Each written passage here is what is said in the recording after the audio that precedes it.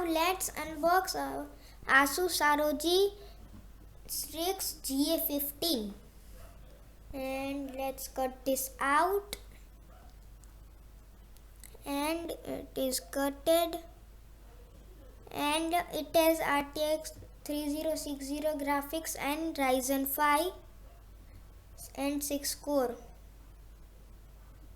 Okay, and this is the box, and this is one manual for it, and this is the ASUS mouse power cable, and this is the ASUS mouse. Okay, and this is the ASUS keyboard, ASUS mechanical keyboard. Let's take this out, and it is RGB. As you can see, it is here, mechanical keyboard with RGB.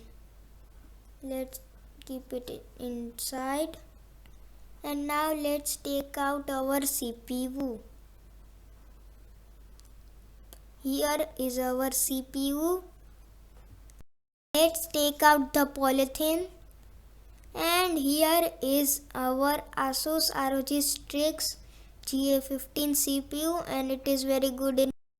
Okay, now guys, this is my final look of my setup, and this is the final look, and these are the two monitors, and this is my keyboard and my mouse, and this is our CPU. Everything and the price will be in description if you want to buy.